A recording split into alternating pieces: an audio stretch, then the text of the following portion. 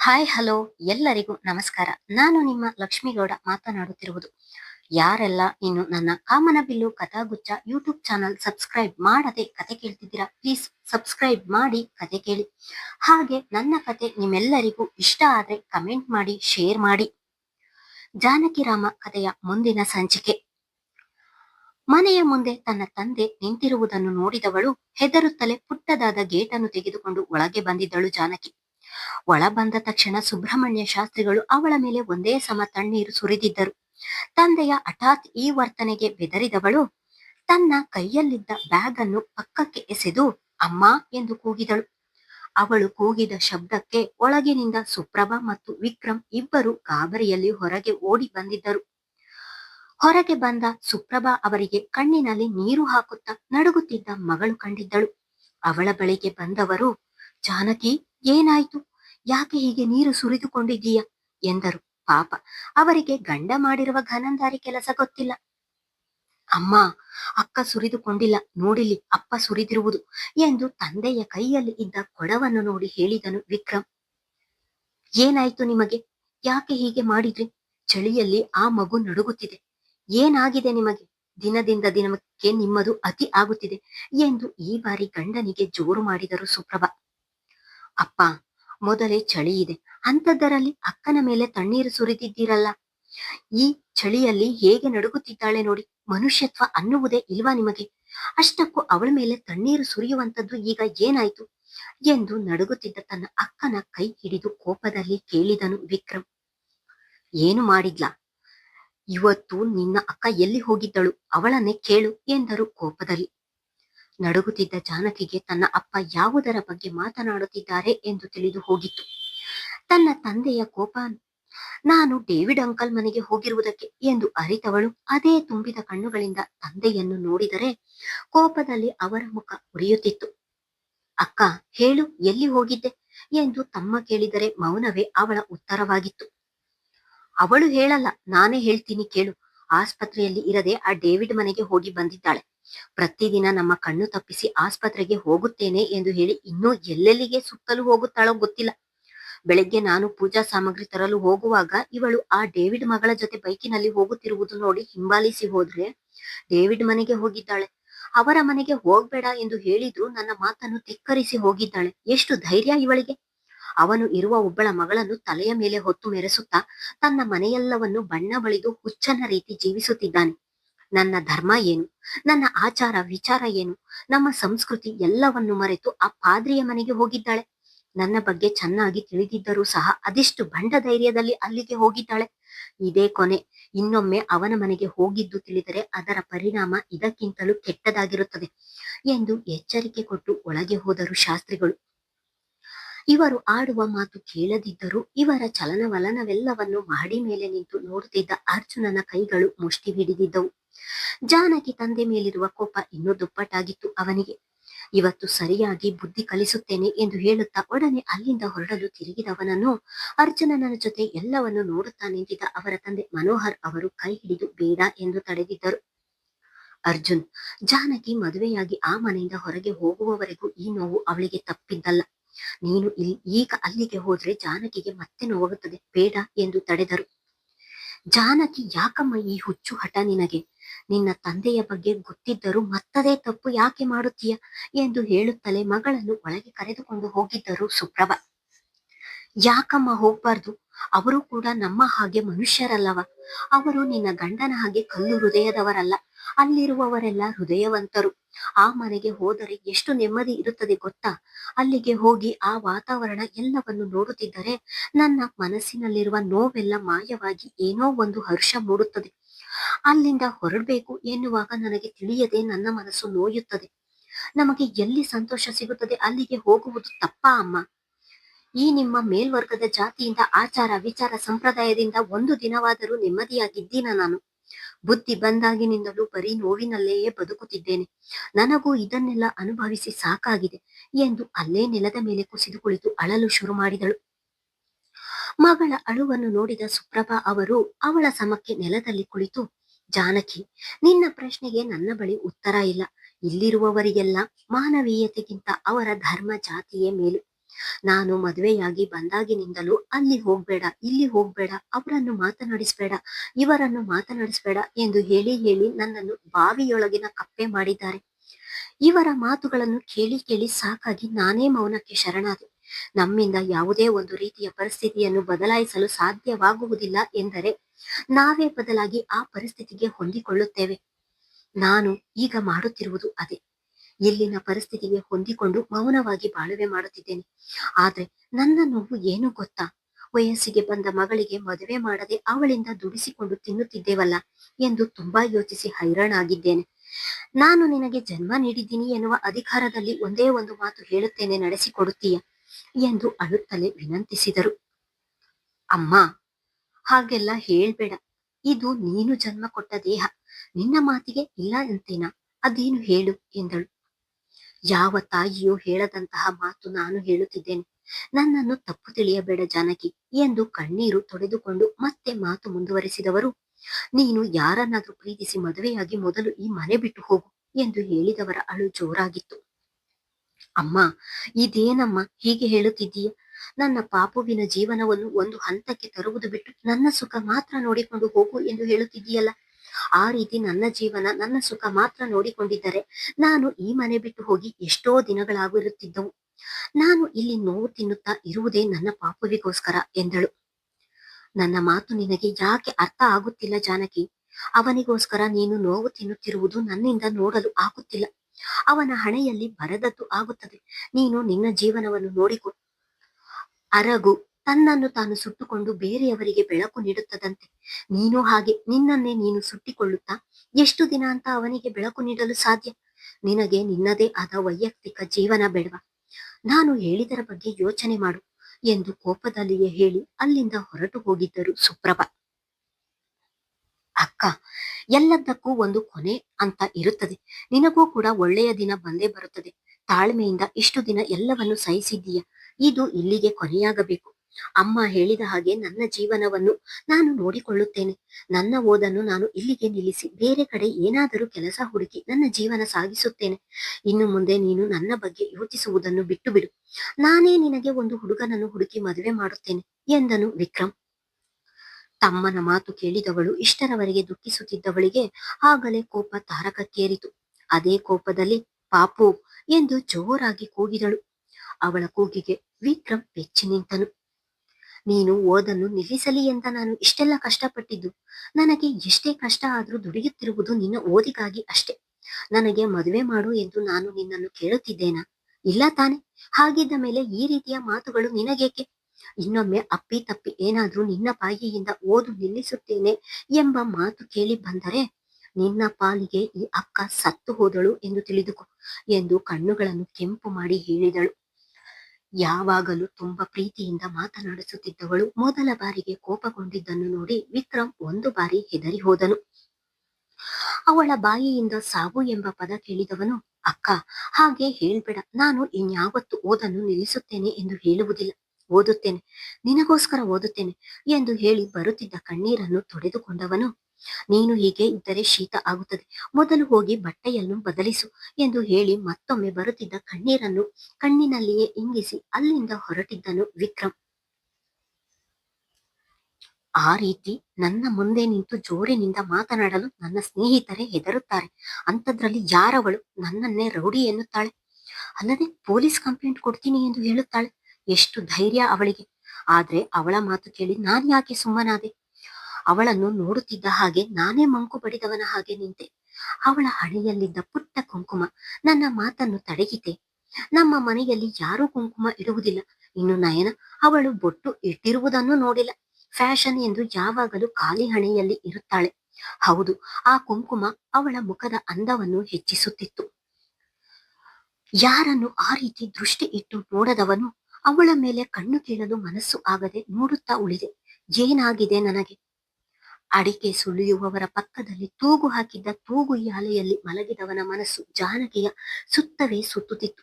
ಅವಳನ್ನು ನೆನೆದು ತನ್ನ ನಡೆಗೆ ತಾನೇ ಪ್ರಶ್ನೆ ಮಾಡಿಕೊಳ್ಳುತ್ತಿದ್ದನು ರೆಹಮಾನ್. ಆದರೆ ಅದೇ ಯೋಚನೆಯಲ್ಲಿರುವವನಿಗೆ ಅಲ್ಲಿಯ ಉಸ್ತುವಾರಿಯನ್ನು ನೋಡಿಕೊಳ್ಳುತ್ತಿರುವ ರಂಗಣ್ಣ ಬಂದು, ಮಹಾನಪ್ಪ ಎಂದು ಕೂಗಿದರೂ ಸಹ ಕೇಳಿಸಲಿಲ್ಲ ಅವನಿಗೆ. 50 ವರ್ಷದ ರಂಗಣ್ಣ ಸುಮಾರು 15 ವರ್ಷದಿಂದ ಅವರ ಮನೆಯಲ್ಲಿ ಕೆಲಸ ಮಾಡುತ್ತಿದ್ದಾರೆ. ಅಡಿಕೆ ಕೊಯ್ಲಿನ ಸಮಯದಲ್ಲಿ ಅಲ್ಲಿನ ಉಸ್ತುವಾರಿಯನ್ನು ನೋಡಿಕೊಂಡರೆ, ಇನ್ನು ಉಳಿದ ಸಮಯದಲ್ಲಿ ರೈಸ್ ಮಿಲ್ಲಿನಲ್ಲಿ ಕೆಲಸ ಮಾಡುತ್ತಾರೆ. ರಂಗಣ್ಣನನ್ನು ಒಟ್ಟಿನಲ್ಲಿ ಅವರ ಮನೆಯ ಸದಸ್ಯರಂತೆ ನೋಡಿಕೊಂಡಿದ್ದಾರೆ. ರೆಹಮಾನನನ್ನು ಮನೆಯವರು ಬಿಟ್ಟು, ಸ್ನೇಹಿತರನ್ನು ಬಿಟ್ಟು ಎಲ್ಲರೂ ಚಿಕ್ಕ ಸಾಹುಕಾರರೇ ಎಂದು ಕರೆದರೆ ರಂಗಣ್ಣ ಒಬ್ಬರೇ. ಅವನನ್ನು ಮಹಾನಪ್ಪ ಎಂದು ಕರೆಯುತ್ತಿದ್ದರು. ರಂಗಣ್ಣ, ಚಿಕ್ಕ ಸಾಹುಕಾರರು ಯಾವುದೋ ಕನಸು ಕಾಣುತ್ತಿರಬೇಕು, ಇಲ್ಲದಿದ್ದರೆ ನೀವು ಮಾತನಾಡಿಸುತ್ತಿದ್ದ ಹಾಗೆ ಮಾತನಾಡುತ್ತಿದ್ದರು ಎಂದು ಅಲ್ಲೇ ಅಡಿಕೆ ಸುಲಿಯುವ ಮಹಿಳೆಯೊಬ್ಬರು ನಗುತ್ತಾ ಹೇಳಿದರು. ಹಾಗೇನಿಲ್ಲ, ನೀನು ಸುಮ್ನೆ ನಿನ್ನ ಕೆಲಸ ನೋಡು ಎಂದು ಆ ಮಹಿಳೆಗೆ ಹೇಳಿದವರು ಮಹಾನಪ್ಪ ಎಂದು ಅವನ ಭುಜ ಅಲುಗಾಡಿಸಿದರು. ರಂಗಣ್ಣನ ಸ್ಪರ್ಶಕ್ಕೆ ಇಹಕ್ಕೆ ಮರಳಿದವನು, ಏನು ರಂಗಣ್ಣ ಎಂದು ಕೇಳಿದನು. ಅಲ್ಲ ಮಹಾನಪ್ಪ, ನಾನು ಅಷ್ಟೊತ್ತಿಂದ ಕರೆಯುತ್ತಿದ್ದೇನೆ, ನೀವು ಏನು ಯೋಚನೆ ಮಾಡುತ್ತಿದ್ದೀರಾ ಎಂದರು ರಂಗಣ್ಣ. ಹೌದಾ, ಗೊತ್ತಾಗ್ಲಿಲ್ಲ ರಂಗಣ್ಣ, ಹೀಗೆ ಯಾವುದೋ ಒಂದು ಆಲೋಚನೆ ಮಾಡುತ್ತಿದೆ, ಏನು ಹೇಳಿ ಎಂದನು. ಅವರು ಮನೆಯ ಕೆಲಸವನ್ನಾದರೂ ಅವರನ್ನು ತುಂಬಾ ಗೌರವದಿಂದ ಮಾತನಾಡಿಸುತ್ತಾರೆ. ಆ ಕಡೆ ಒಲೆಯಲ್ಲಿರುವ ಅಡಿಕೆ ಬೆಂದಿದೆ, ನೀವೊಮ್ಮೆ ನೋಡಿ ಹೇಳಿ, ತೆಗಿಸುತ್ತೇನೆ ಎಂದರು. ಅಲ್ಲಿ ರಂಗಣ್ಣನ ಜೊತೆ ಇನ್ನೂ ಕೆಲವು ಹುಡುಗರು ಕೆಲಸ ಮಾಡುತ್ತಿದ್ದರು. ಇದೇನು ರಂಗಣ್ಣ, ನೀವು ನನ್ನನ್ನು ಕೇಳುತ್ತಿದ್ದೀರಾ? ಇಷ್ಟು ವರ್ಷದಿಂದ ನೀವು ಇಲ್ಲೇ ಇದ್ದೀರಾ, ನಿಮ್ಮಷ್ಟು ನಮಗೆ ತಿಳಿಯುತ್ತದೆಯೇ? ನೀವೇ ನೋಡಿ ತೆಗಿಸಿ ಎಂದನು. ಅದು ಹಾಗಲ್ಲ ಮಹಾನಪ್ಪ, ನೀವು ಯಾರೂ ಇಲ್ಲದಾಗ ನಾನೇ ನೋಡಿ ತೆಗಿಸುತ್ತೇನೆ, ಆದರೆ ಒಡೆಯ ಎಂದು ನೀವು ಇರುವಾಗ ನೀವು ಒಮ್ಮೆ ನೋಡುವುದು ಒಳಿತಲ್ಲವಾ ಎಂದರು. ನಿಮಗೆ ಅನುಭವವಾಗಿರುವಷ್ಟು ವಯಸ್ಸು ನನಗಾಗಿಲ್ಲ, ನೀವೇ ನೋಡಿ ತೆಗಿಸಿ ಎಂದು ತೂಗುಯ್ಯಾಲೆಯ ಮೇಲೆ ಮತ್ತೆ ಮಲಗಿದನು. ತೂಗುಯ್ಯಾಲೆಯ ಹಿಂದಕ್ಕೆ ಹೊರಗೆ ಆಗ ತಾನೇ ಕಣ್ಣು ಮುಚ್ಚಿದ್ದನು. ಅಷ್ಟರಲ್ಲಿ ರೆಹಮಾನ್, ರೆಹಮಾನ್ ಎಂದು ಕೂಗಿಕೊಂಡು ಅಲ್ಲಿಗೆ ಬಂದಿದ್ದಳು ನಯನ. ಅವಳ ಧ್ವನಿಗೆ ತಟ್ಟನೆ ಕಣ್ಣು ಬಿಟ್ಟು ಎದ್ದು ನಿಂತನು. ಕೋಪಿಸಿಕೊಂಡು ಹೋದಾಗಿನಿಂದ ಒಂದು ಕರೆಯನ್ನೂ ಸಹ ಮಾಡದವಳು ಇಂದು ಅವಳೇ ಅವನನ್ನು ಹುಡುಕಿ ಅಲ್ಲಿಗೆ ಬಂದಿದ್ದಳು. ಅವಳು ಅನತಿ ದೂರದಲ್ಲಿ ಬರುತ್ತಿರುವುದನ್ನು ಕಣ್ಣರಳಿಸಿ ನೋಡುತ್ತಿದ್ದವನು, ಅವಳು ಸಮೀಪಿಸುತ್ತಿದ್ದಂತೆ ಅವಳ ಕೈಗೆ ಕಟ್ಟಿದ್ದ ಬ್ಯಾಂಡೇಜ್ ಕಡೆಗೆ ಕಣ್ಣು ಹೊರಳಿಸಿದನು. ನಯನಾ, ಇದೇನು, ಕೈಗೆ ಯಾಕೆ ಬ್ಯಾಂಡೇಜ್ ಕಟ್ಟಿಕೊಂಡಿದೀಯಾ, ಏನಾಯ್ತು ಎಂದು ಗಾಬರಿಯಲ್ಲಿ ಕೇಳಿದನು. ರೆಹಮಾನ್ ಹಾಗಂದಿದ್ದೇ ತಡ ಅವನ ಎದೆಗೆ ಒರಗಿ ಬಿಕ್ಕಿ ಅಳಲು ಶುರು ಮಾಡಿದಳು ಹುಡುಗಿ.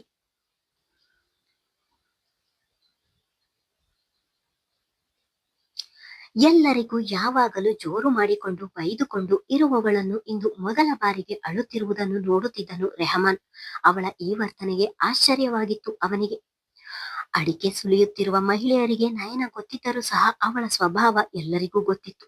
ಅಲ್ಲಿ ಕೆಲಸ ಮಾಡುವ ಎಲ್ಲರೊಂದಿಗೂ ಅದೇ ಸಲಿಗೆಯಿಂದ ಮಾತನಾಡುತ್ತಿದ್ದಳು. ಅದರಲ್ಲೂ ರಂಗಣ್ಣನನ್ನು ಕಂಡರಂತೂ ಅಚ್ಚುಮೆಚ್ಚು ಅವಳಿಗೆ.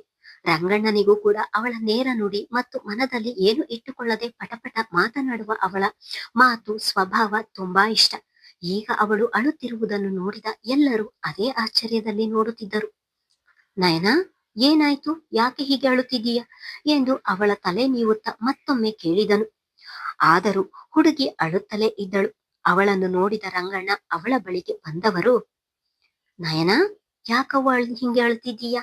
ನೀನು ಹಿಂಗೆ ಅಳುತ್ತಿದ್ದರೆ ನಮಗೆ ಹೇಗೆ ಅರ್ಥವಾಗುತ್ತದೆ, ಏನಾಯ್ತು ಹೇಳವ್ವ ಎಂದರು. ಅವರ ಮಾತಿಗೆ ಮೂಗನ್ನು ಸರ್ ಸರ್ ಎಂದು ಎಳೆಯುತ್ತಾ ಹಿಂದೆ ಸರಿದವಳು, ರಂಗಣ್ಣ, ಅದು ಅದು ನಾನು ರಸ್ತೆಯಲ್ಲಿ ಬರುವಾಗ ಯಾವನೋ ಬೇಕೆಂದು ನನ್ನ ಬೈಕಿಗೆ ಗುದ್ದಿತ್ತು ಅಲ್ಲದೆ ನನ್ನನ್ನು ಗಯ್ಯಾಳಿ ಅದು ಇದು ಎಂದು ಬಾಯಿಗೆ ಬಂದ ಹಾಗೆ ಬೈದ ಗೊತ್ತಾ? ನನ್ನ ಜೀವನದಲ್ಲಿ ಯಾರೂ ನನ್ನ ಹಾಗೆ ಬೈದಿರಲಿಲ್ಲ. ರಸ್ತೆಯಲ್ಲಿ ಅದೆಷ್ಟು ಜನ ನೋಡ್ತಿದ್ರು ಅದನ್ನು ಲೆಕ್ಕಿಸದೆ ಒಂದೇ ಸಮ ಬೈಯುತ್ತಿದ್ದನು. ನನಗೆಷ್ಟು ಹರ್ಟ್ ಆಯ್ತು ಗೊತ್ತಾ ಎಂದು ತಾನು ಬೈದಿದ್ದನ್ನು ಮರೆಮಾಚಿ ಹೇಳಿದಳು. ಅವಳ ಮಾತಿಗೆ ರೆಹಮಾನ್ ಬಿಟ್ಟ ಕಣ್ಣು ಬಿಟ್ಟ ಹಾಗೆ ಅವಳನ್ನೇ ನೋಡುತ್ತಾ ಉಳಿದ. ಅದನ್ನು ನೋಡಿದ ನಯನ, ಏಯ್ ರೆಹಮಾನ್, ಯಾಕೆ ಹಾಗೆ ನೋಡ್ತಿದ್ದೀಯ? ನಾನು ಹರಿಕತೆ ಹೇಳ್ತಿದ್ದೀನ ಎಂದು ತನ್ನ ಕಣ್ಣೀರನ್ನು ಒರೆಸಿಕೊಂಡು ಅವನ ಮೇಲೆ ಸಿಡುಕಿದಳು. ಅಲ್ಲ ನಯನ, ನಿನ್ನನ್ನು ಬೈಯುವವನು ಒಬ್ಬ ಈ ಭೂಮಿ ಮೇಲೆ ಹುಟ್ಟಿದ್ದಾನ ಎಂದು ಯೋಚಿಸುತ್ತಿದ್ದೇನೆ ಎಂದು ನಗುತ್ತಾ ಹೇಳಿದವನಿಗೆ ಭುಜಕ್ಕೆ ಹೊಡೆದವಳು, ಏನು ನಿನ್ನ ಮಾತಿನ ಅರ್ಥ, ನಂದೇ ತಪ್ಪು ಎಂದು ಹೇಳುತ್ತಿದ್ದೀಯಾ ಎಂದು ಅವನ ಮೇಲೆ ಹುಸಿಮುನಿಸು ತೋರಿದಳು. ಹಾಗಲ್ಲ, ನೀನು ಅವನನ್ನು ಸುಮ್ಮನೆ ಬಿಟ್ಟು ಬಂದಿದ್ದೀಯಾ ಎಂದು ಯೋಚಿಸುತ್ತಿದ್ದೇನೆ ಎಂದು ಮತ್ತೊಮ್ಮೆ ನಕ್ಕು ಹೇಳಿದನು ರೆಹಮಾನ್. ನಾನು ಸುಮ್ಮನೆ ಬಿಟ್ಟು ಬಿಡ್ತೀನಾ, ನಾನು ಕೂಡ ಬೈದು ಬಂದೆ ಎಂದರೆ ಅದೇ ಮತ್ತೆ, ನಮ್ಮ ನಯನ ಯಾರನ್ನು ಸುಮ್ಮನೆ ಬಿಡುವ ಜಾಯಮಾನದವಳಲ್ಲ ಅಲ್ವಾ ರಂಗಣ್ಣ ಎಂದನು. ಹೌದು ಮಹಾನಪ್ಪ, ಅವನಿಗೆ ಹೊಡೆಯದೆ ಬಂದಿರುವುದು ಅವನ ಪುಣ್ಯ ಎಂದರು ರಂಗಣ್ಣ. ಅವನು ಬೈದಿದ್ದಾನೆ, ನೀನು ಬೈದಿದ್ದೀಯ, ಅಲ್ಲಿಗೆ ಸರಿ ಹೋಯ್ತಲ್ಲ, ಮತ್ತೆ ಯಾಕೆ ಅಳ್ತಿದ್ದೀಯ ಎಂದನು. ಅದು ಹೇಗೆ ಸರಿ ಹೋಯ್ತು? ಬೈಕಿನ ಮಿರರ್, ಹ್ಯಾಂಡಲ್ ಎಲ್ಲ ಹಾಳಾಗಿದೆ. ಅದರ ರಿಪೇರಿಗೆ ಗ್ಯಾರೇಜ್ನವರು 2,000 ಕೇಳುತ್ತಿದ್ದಾರೆ. ಅಲ್ಲದೆ ನನ್ನ ಕೈ ನೋಡು ಹೇಗೆ ಊದಿದೆ. ಹೀಗಿರುವಾಗ ಅವನನ್ನು ಸುಮ್ಮನೆ ಬಿಡ್ತೀನಾ? ಹೇಗೂ ನಾನೇ ಹಾಸ್ಪಿಟಲ್ಗೆ ಹೋಗಿ ಬಂದಿದ್ದೇನೆ ಎಂದು ನಯನ ಹೇಳುತ್ತಿದ್ದ ಹಾಗೆ, ಹೋಗ್ಲಿ ಬಿಡು ನಯನ, ಬೈಕ್ ತಾನೆ, ನಾನೇ ರೆಡಿ ಮಾಡಿಸಿ ಕೊಡ್ತೀನಿ ಎಂದನು. ಏನು ಬೇಕಾಗಿಲ್ಲ, ತಪ್ಪು ಮಾಡಿರುವವನು ಅವನೇ ಬೈಕ್ ರೆಡಿ ಮಾಡಿಸಿ ನನ್ನನ್ನು ಬೈದಿದ್ದಕ್ಕೆ ನನ್ನ ಬಳಿ ಕ್ಷಮೆ ಕೇಳಬೇಕು ಎಂದು ಮೂತಿ ಉಬ್ಬಿಸುತ್ತಾ ಹೇಳಿದಳು. ಒಟ್ಟಿನಲ್ಲಿ ಅರ್ಜುನನಿಂದ ಕ್ಷಮೆ ಕೇಳಿಸಬೇಕು ಎಂದು ಪಣ ತೊಟ್ಟು ನಿಂತಿದ್ದಾಳೆ ಹುಡುಗಿ. ಅವನು ಯಾರು, ಎಲ್ಲಿಯವನು ಎಂದು ಗೊತ್ತಿಲ್ಲ. ಹಾಗಿದ್ದ ಮೇಲೆ ಅವನನ್ನು ಎಲ್ಲಿ ಹುಡುಕುವುದು ಎಂದನು. ನಂಗೆ ಗೊತ್ತು, ಅವನ ಹೆಸರು ಅರ್ಜುನ್. ಇಲ್ಲೇ ಬೆಂಗಳೂರಿನಲ್ಲಿ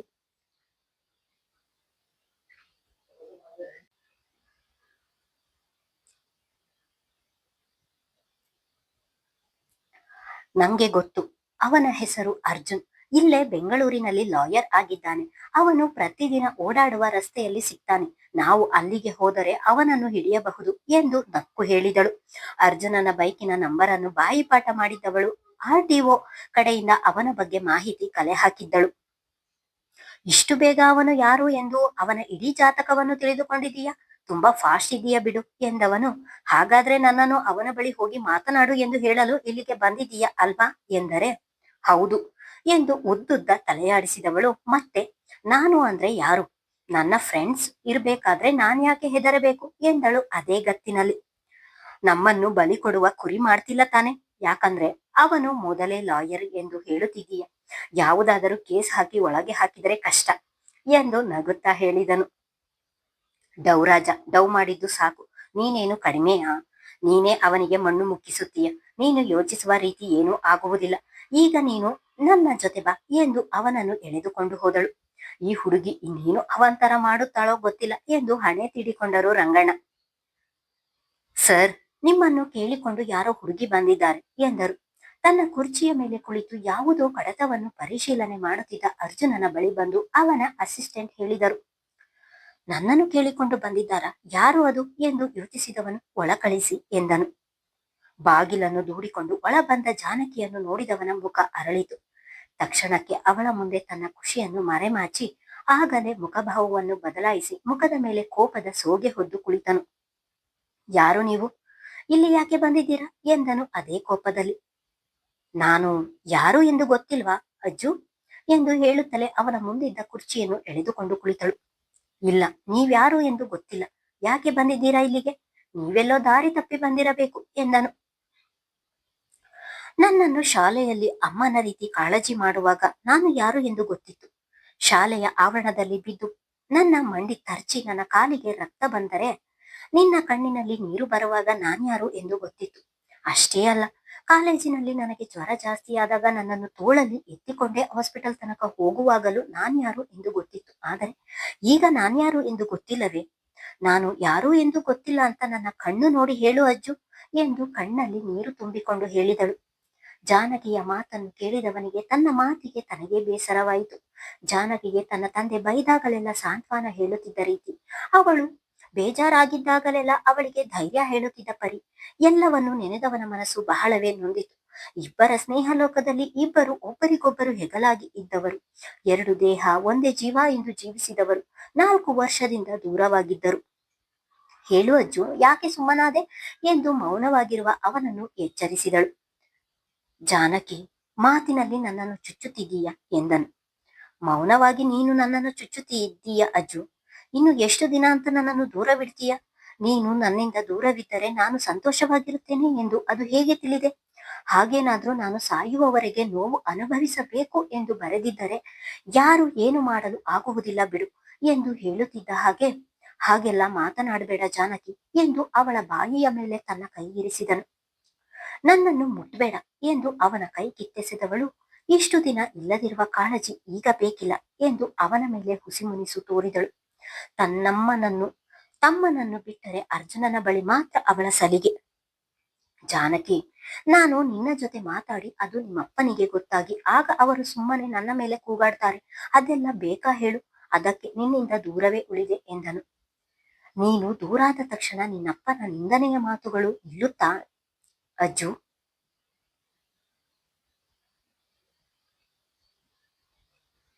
ನೀನು ದೂರಾದ ತಕ್ಷಣ ನನ್ನಪ್ಪನ ನಿಂದನೆಯ ಮಾತುಗಳು ನಿಲ್ಲುತ್ತಾ ಅಜ್ಜು. ನಾಯಿ ಬಾಲ ಯಾವತ್ತಿದ್ರೂ ಡೊಂಕೆ ಎಂದಳು. ಜಾನಕಿಯ ನೋವು ತುಂಬಿದ ಮಾತುಗಳನ್ನು ಕೇಳಿದ ಅರ್ಜುನನಿಗೆ ತಾನು ಜಾನಕಿಯಿಂದ ದೂರ ಇದ್ದು ಬಹಳವೇ ದೊಡ್ಡ ತಪ್ಪು ಮಾಡಿದೆ ಎಂಬ ಪಶ್ಚಾತ್ತಾಪ ಕಾಡತೊಡಗಿತು. ನನ್ನನ್ನು ಕ್ಷಮಿಸು ಜಾನಕಿ, ನನ್ನಿಂದ ನಿನಗೆ ತುಂಬಾ ನೋವಾಯಿತು. ಇನ್ಯಾವತ್ತೂ ನಿನ್ನ ಜೊತೆ ಮಾತು ಬಿಡಲ್ಲ ಎಂದು ಅರ್ಜುನ್ ಹೇಳುತ್ತಿದ್ದ ಹಾಗೆ ಅವನ ಮುಂದಲೇ ಹಿಡಿದು ಜಗ್ಗಿದವಳು, ನೀನು ಈ ರೀತಿ ಕ್ಷಮೆ ಏನು ಕೇಳಬೇಕಾಗಿಲ್ಲ, ನನಗೆ ಕೋಪ ಬಂದಿದೆ ಎಂದವಳು ಅಲ್ಲಿಂದ ಹೊರಗೆ ಬಂದಿದ್ದಳು. ಜಾನಕಿಯ ಈ ವರ್ತನೆಗೆ ಮುಗುಳು ನಕ್ಕವನು ತನ್ನ ಕೂದಲನ್ನು ಸರಿ ಮಾಡಿಕೊಂಡು, ಸದ್ಯ ಯಾರೂ ನೋಡಲಿಲ್ಲ, ಇಲ್ಲದಿದ್ದರೆ ನನ್ನ ಮರ್ಯಾದೆ ಹರಾಜು ಹಾಕಿರುವವಳು ಇವಳು ಎಂದು ಹೇಳಿಕೊಳ್ಳುತ್ತಾ ಅವಳ ಹಿಂದೆ ನಡೆದನು. ಜಾನಕಿ, ಕ್ಷಮೆ ಕೇಳಿದೆ ಅಲ್ವಾ, ಮತ್ಯಾಕೆ ಈ ಕೋಪ ಎಂದರೆ, ನೀನು ಕ್ಷಮೆ ಕೇಳುತ್ತಿದ್ದ ಹಾಗೆ ನಾನು ಇಷ್ಟು ದಿನ ಅನುಭವಿಸಿದ ಒಂಟಿತನ, ಬೇಸರ, ನೋವು ಮಾಯವಾಗುತ್ತಾ ಎಂದಳು.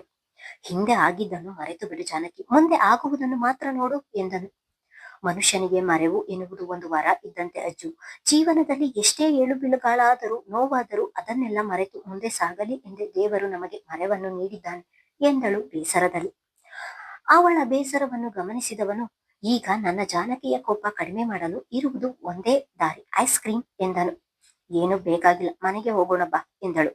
ಏನು, ನಿನ್ನ ಜೊತೆ ಮನೆಗೆ ಹೋಗೋದ ಎಂದವನು. ಜಾನಕಿ, ರಾತ್ರಿ ನಿಮ್ಮಪ್ಪ ನಿನ್ನ ಮೇಲೆ ತಣ್ಣೀರು ಸುರಿದಿದ್ದನ್ನು ನಾನು ನೋಡಿದೆ ಎಂದು ಮೆಲ್ಲು ಧ್ವನಿಯಲ್ಲಿ ಹೇಳಿದರೆ, ತುಂಬಿದ ಕಣ್ಣುಗಳಿಂದಲೇ ಅರ್ಜುನನ ಕಡೆ ನೋಡಿದವಳು ಅವನ ಕಣ್ಣಲ್ಲಿದ್ದ ನೋವು ಅರಿವಾಗಿ, ಅದೇನು ನನಗೆ ಹೊಸದಲ್ಲ ಬಿಡು ಅಜ್ಜು, ನಾನಾಗಲೇ ಆ ಘಟನೆಯನ್ನು ಮರೆತಾಗಿದೆ ಎಂದು ಮುಗುಳು ನಕ್ಕಿದ್ದಳು.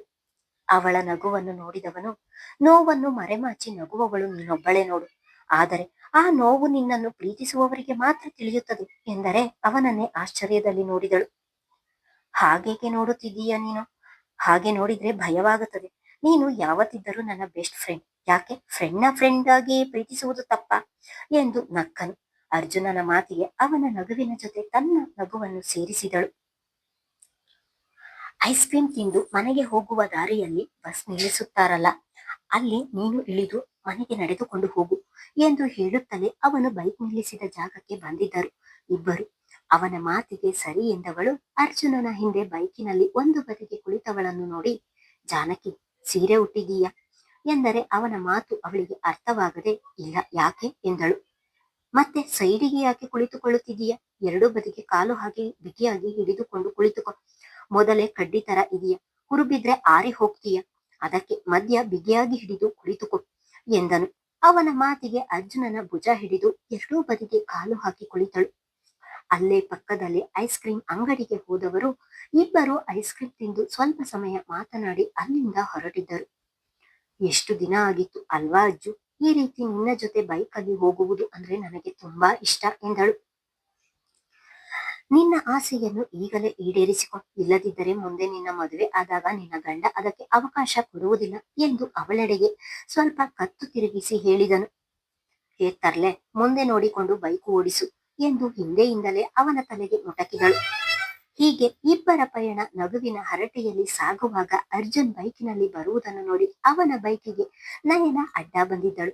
ಅವಳು ರಸ್ತೆಯಲ್ಲಿ ಅಡ್ಡ ನಿಂತಿರುವುದನ್ನು ನೋಡಿದವನು, ಈ ಗಯ್ಯಾಳಿ ಯಾಕೆ ಇಲ್ಲಿ ನಿಂತಿದ್ದಾಳೆ ಎಂದು ಹೇಳಿದರೆ, ಅಜ್ಜು, ಗಯ್ಯಾಳಿಯ ಯಾರೋ ಅದು ಎಂದಳು ಆಶ್ಚರ್ಯದಲ್ಲಿ. ನೋಡಲ್ಲಿ ನಿಂತಿದ್ದಾಳಲ್ಲ, ಅವಳೇ ಗಯ್ಯಾಳಿ ಎಂದು ನಯನ ರಸ್ತೆಯಲ್ಲಿ ನಿಂತಿರುವುದನ್ನು ತೋರಿಸಿ ಹೇಳಿದವನು ನಯನ ಮುಂದೆ ಬೈಕ್ ನಿಲ್ಲಿಸಿದನು.